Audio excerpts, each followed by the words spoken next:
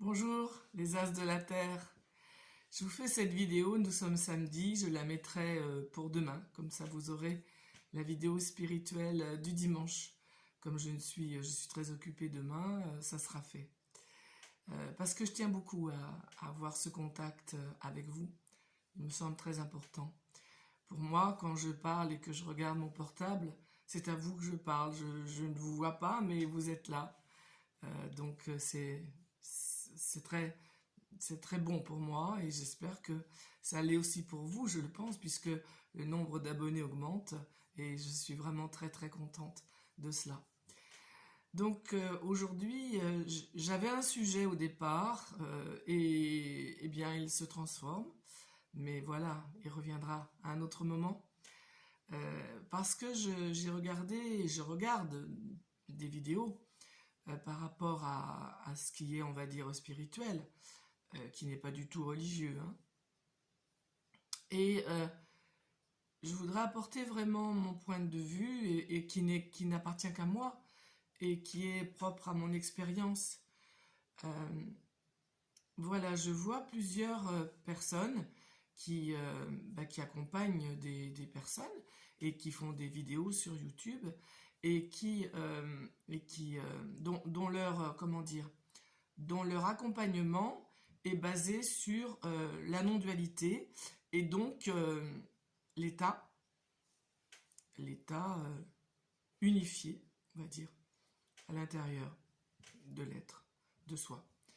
Et donc, ces personnes-là font des satsung, je ne savais pas ce que c'était, mais apparemment, c'est des séances où des personnes, elles font une petite causerie, une petite conférence, et des personnes posent des questions par rapport à comment atteindre l'éveil, qu'est-ce qui empêche l'éveil, comment s'y maintenir, et quelle est la vie de l'être humain une fois qu'il a l'éveil, enfin voilà, plein de questions comme ça.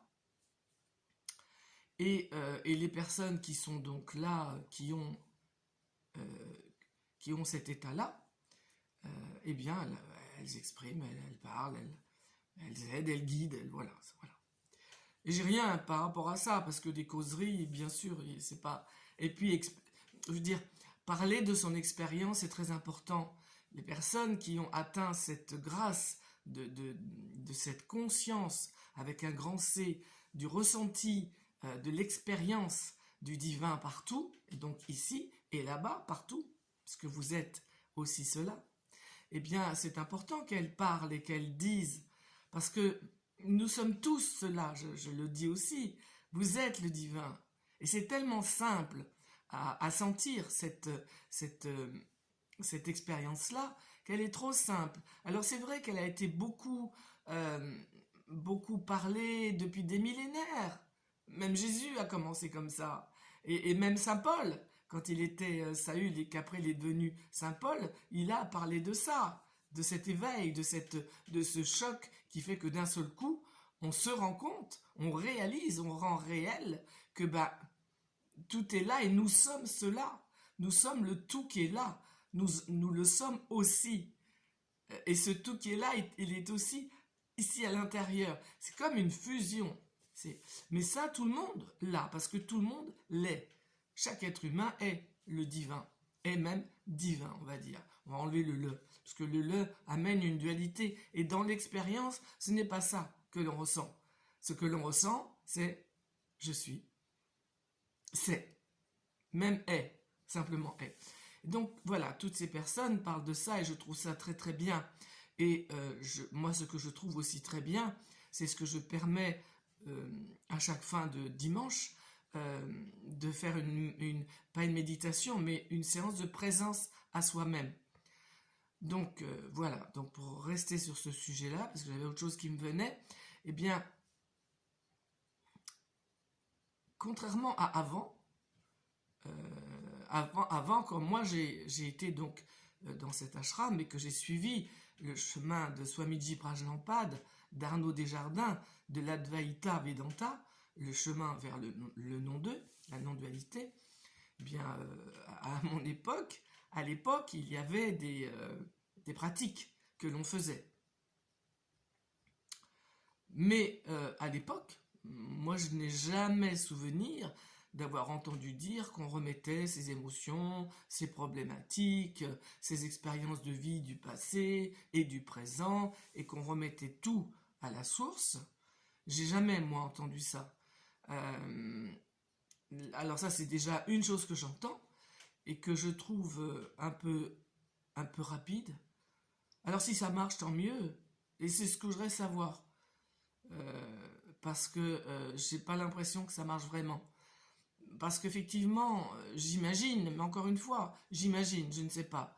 J'ai essayé de le faire, mais moi, vu que j'ai beaucoup travaillé sur l'ego et qu'il y a un état de paix constant qui est là, je suis pas un bon élément pour en parler. Il s'agirait que des personnes qui font ça, c'est-à-dire qui ressentent des émotions, qui ont des problèmes qui remontent, des souvenirs du passé, des retentissements, et qui ont remis ça à la source, j'aimerais bien savoir si ça ne revient plus. Parce que c'est ça dont je ne suis pas sûre. Je ne suis pas sûre que ça ne revienne pas. Parce que ce serait formidable hein, si on pouvait remettre à la source et que ça soit plus là. Et que les traumatismes du passé, les blessures, les croyances, les missions de vie qu'on s'est données, enfin, tout ce qui est collé en fait à l'émotion et au ressenti, ben hop, disparaissent. Comme ça. Parce que j'ai remis à la source. Moi, je trouverais ça formidable. Hein. Parce que moi, ce que je souhaite, c'est que le royaume de Dieu soit sur la terre. Et quand je dis Dieu, c'est pas le Dieu religieux. Moi, je dis Dieu, c'est le Dieu métaphysique, le Dieu cosmique, le Dieu universel, l'énergie. C'est ça, pour moi, que je mets dans le mot Dieu. Et donc, pour moi, mon souhait le plus cher, c'est ça. Que le royaume de Dieu soit vraiment sur la terre. Il y est, mais il n'est pas vécu. Donc, ça serait formidable.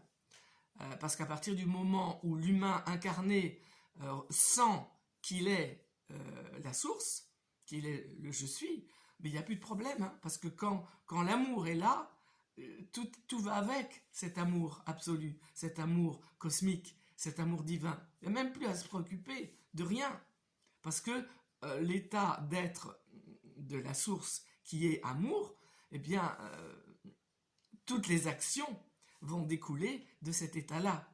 Et on se doute bien que quand on ressent l'amour, pas l'amour conditionnel, hein, l'amour inconditionnel, l'amour absolu, ça ne nous vient même pas à l'idée de faire du mal. C'est tout simplement inconcevable au niveau du concept de l'esprit. Donc j'aimerais bien. Et s'il y a des personnes qui ont vécu cette expérience, qui ont remis à la source leurs problématiques et qui ont constaté qu'elles vont très bien, que ce n'est pas un mécanisme de défense qui est mis en place, qui va cacher, qui va masquer les difficultés. Parce que ça, c'est possible aussi. Hein, l'inconscient et l'ego, ils sont assez habiles quand même pour faire ce genre de procédé. Et donc, voilà, parce que pour moi, je ne suis pas du tout persuadée que si on ne va pas dans l'aspect psychique et dans le soin de l'ego, je ne suis pas persuadée que ça fonctionne comme ça. Donc j'ai trouvé que parfois, en plus, il n'y a pas tellement de mode d'emploi. C'est-à-dire que il y a des personnes qui vous disent, ben voilà, vous remettez à la source, mais on ne nous dit pas comment on fait, qu'est-ce qu'on dit. Moi, je suis très pragmatique. Et j'ai toujours eu besoin de modes d'emploi très concrets pour mettre en application des choses abstraites. Comme il faut s'aimer soi-même. On entend ça beaucoup. D'accord? On entend beaucoup, il faut s'aimer. Oui, d'accord. Oui, je voudrais bien, oui. Mais comment je fais? Et il n'y a pas tellement d'outils pour ça. Moi, j'ai mis en place des outils, bien sûr. Puisque moi, je suis une boîte à outils. J'aime bien les outils. J'aime bien avoir quelque chose à faire de concret qui aboutisse à un résultat. Donc là, j'ai pas l'impression à chaque fois qu'on propose des choses concrètes. On a des théories qui sont très belles, qu'on a envie de vivre, mais il n'y a pas d'outils, il n'y a pas de comment faire concrètement. Voilà. Donc il y a des personnes qui font ça, et puis il y en a aussi qui disent, quand une personne leur expose son émotion, sa souffrance, qu'elle pleure ou qu'elle va pas bien pendant la séance, les personnes qui accompagnent vont dire regarde, qui souffre? Et ce qui est vrai, d'accord? Qui souffre. Euh, Qu'est-ce que tu ressens? Alors la personne va dire, eh ben, j'ai beaucoup de chagrin. Rentre dans le chagrin. Et ce qui est vrai aussi, d'accord? Rentre dans le chagrin. Explore-le. Ressens-le. Comment il est? Ça te fait mal où? Alors la personne, elle sait pas trop. Ça te fait mal là, elle va dire au niveau du cœur. Ça te fait mal là. Et alors, c'est comment? Ça pique, c'est chaud, c'est froid. La personne ne répond pas parce qu'elle répond pas. Et là, donc on lui fait constater, on l'aide en fait. Mais ce qui est vrai, tout ça c'est vrai. On l'aide à constater que en fait, en explorant, en rentrant dans la souffrance, en étant un avec la souffrance, oui, la souffrance a de grandes chances de disparaître. Et souvent, elle disparaît.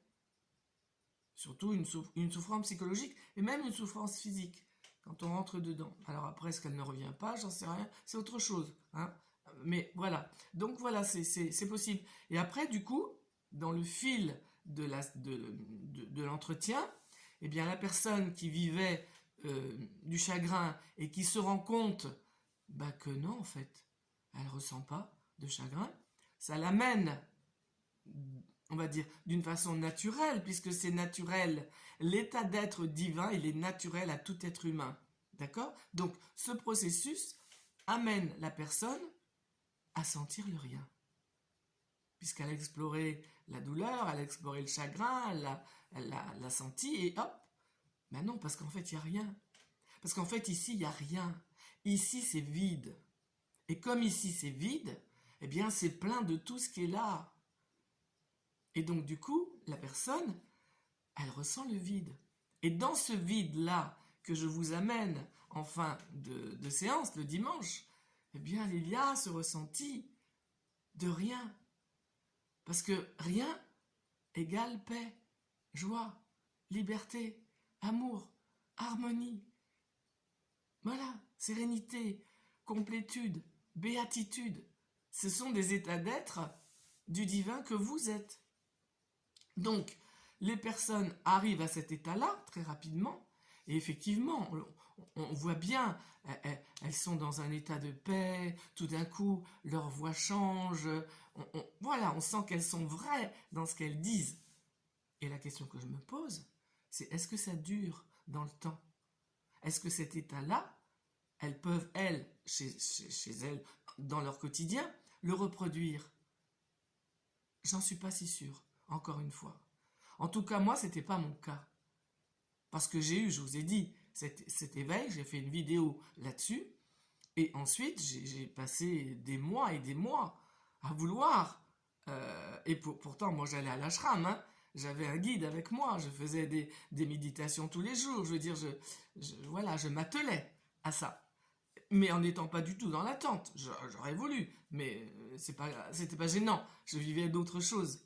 Mais cet état-là est venu ensuite avec les exercices de Douglas Harding, dont je vous ai déjà parlé. Et c'est vrai que cet état-là, eh ben, il est là. Là, vous allez voir. Il suffit que, paf, je me pose et que je regarde face à moi et que je me taise. Ben, cet état-là, il est là. Je dis que cet état-là, il est là. Mais c'est juste mon avis, mon opinion et mon expérience. Parce que l'ego est tranquille à l'intérieur. Parce qu'il n'y a pas de pensées qui viennent. Ou s'il y en a, sont tellement petites. C'est comme des toutes petites bulles. Mais il n'y en a pas en général. Il n'y en a pas. Il n'y a rien. Mais parce qu'il y a eu ici beaucoup de connaissances de moi-même. Il y a eu des réparations avec la méthode ESPER et ses protocoles de restitution, de violences reçues, de reprise, de choses qui n'ont pas été bonnes, de rectification de paradigmes faussés, d'idées fausses que je me faisais, de missions que je me suis données et que du coup dont je n'avais pas conscience et que j'enlève avec justement ce travail de connaissance de moi, ce nettoyage en fait de l'inconscient, du coup de l'ego, va faire que c'est tranquille à l'intérieur. Et donc cet état que je connais, que j'ai touché avec un accompagnateur, dans la mesure où l'ego est tranquille et il veut pas du tout être tué, il est tranquille, eh bien lui, il est tranquille. Donc il laisse la personne l'être tranquille. Et là, bah oui, la personne, elle peut se mettre dans un état de présence à elle-même en s'asseyant, qui va faire que ce ressenti, cette saveur, eh bien là, et elle l'a pour toujours. Cet état-là, elle l'est cet état-là. Donc cet état-là est à sa disposition. Et comme c'est tranquille au niveau de l'ego et du mental, eh bien oui, c'est beaucoup plus facile.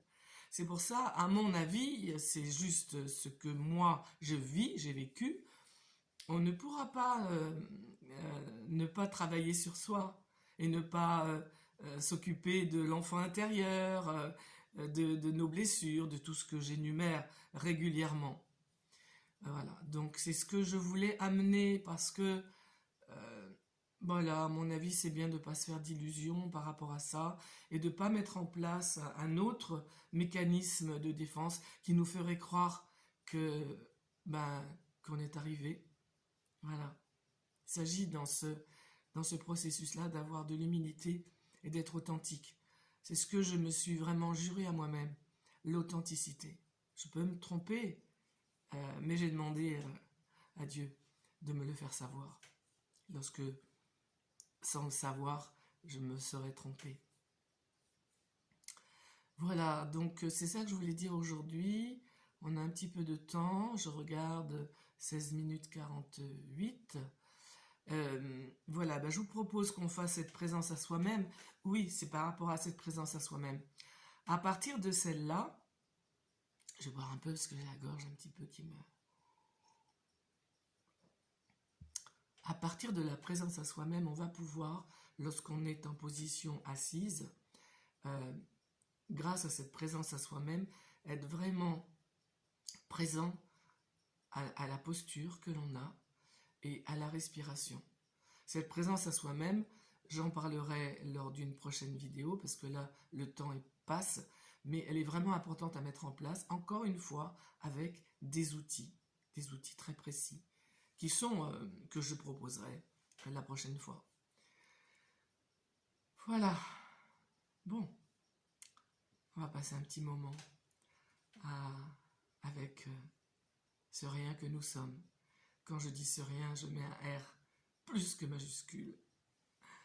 Donc on est assis, on maintient un dos droit mais pas rigide, avec une tête bien posée.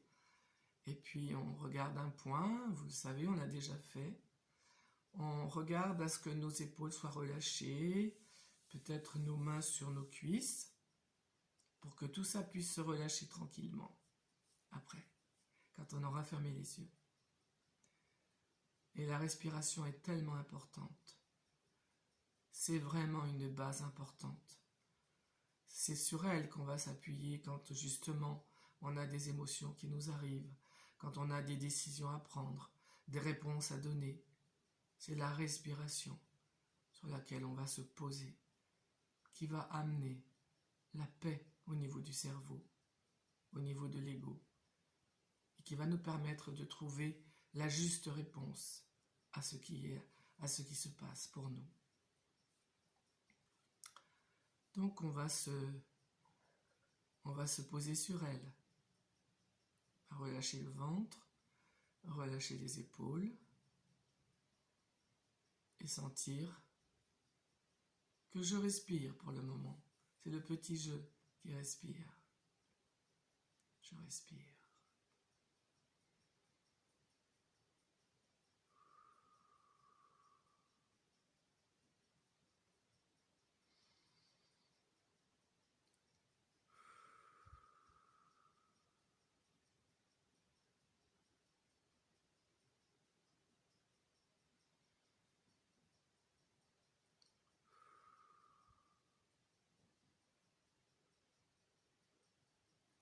Puis je ferme les yeux. Et là, je m'installe dans mon corps. Je sens les points d'appui, des fesses, des pieds, des mains. Je sens mes yeux fermés. Je sens tout mon corps auquel je dis bonjour. Ce corps qui m'accueille, qui me fait faire tellement de choses et que je remercie. Et je me focalise sur l'inspire, sur l'expire.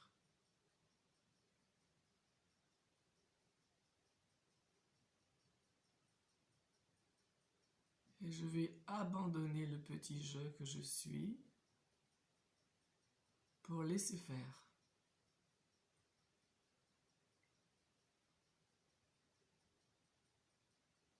Je ne suis plus là. Et ça inspire et ça expire.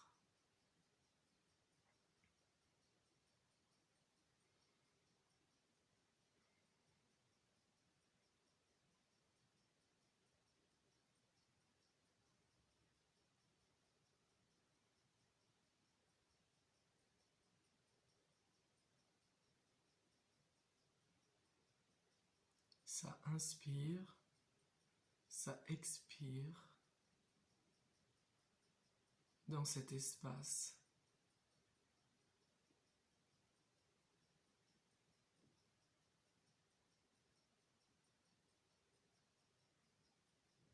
Cet espace qui n'a pas de côté,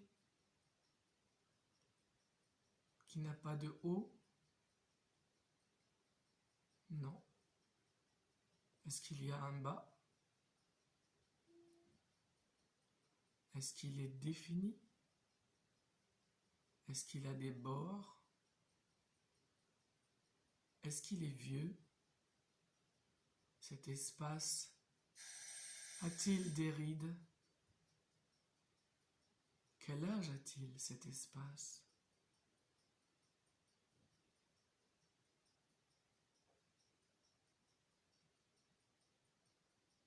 C'est du vide.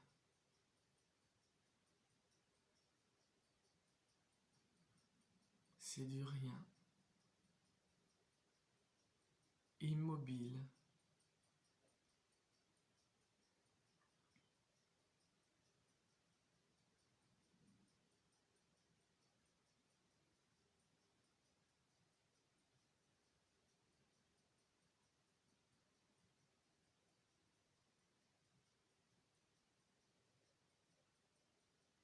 Je suis espace.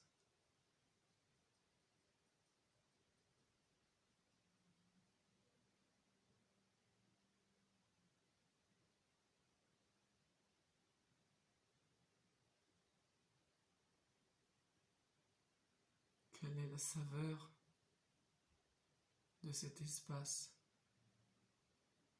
de ce vide, de ce rien?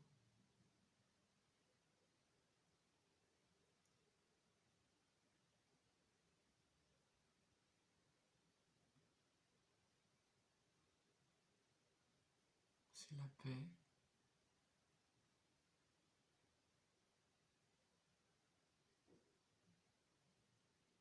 Ça respire.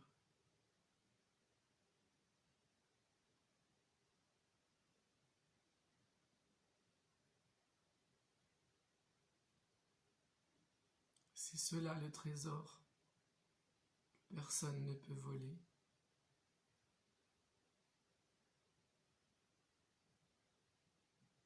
Qui ne rouille pas. C'est cela la source qui désaltère à l'infini, de façon éternelle.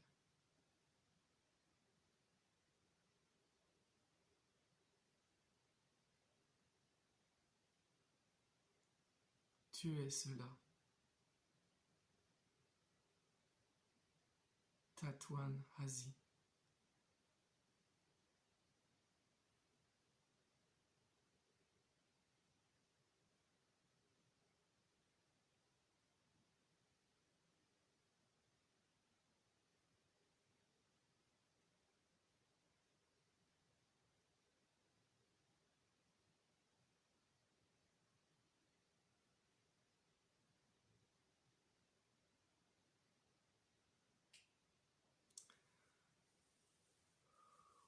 reprendre,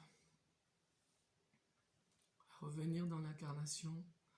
On reprend notre respiration avec le petit jeu qui reprend sa place. Et on va bouger les doigts. On va ressentir à nouveau les points d'appui qu'on ne sentait plus dans le sol, sur la fesse, sur le siège.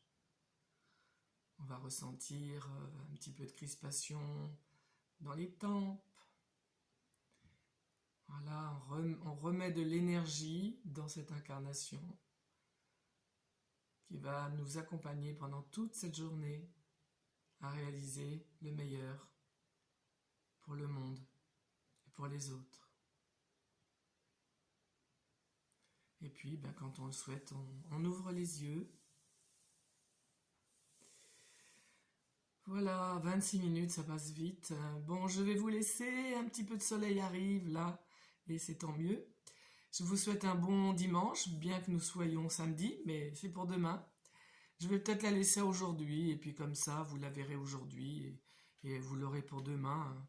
Je ne vais pas faire un enregistrement aujourd'hui pour demain, ça me paraît pas du tout cohérent. Voilà, je vous souhaite les As de la Terre un bon samedi, et puis un bon dimanche, et je vous dis à bientôt. Au revoir.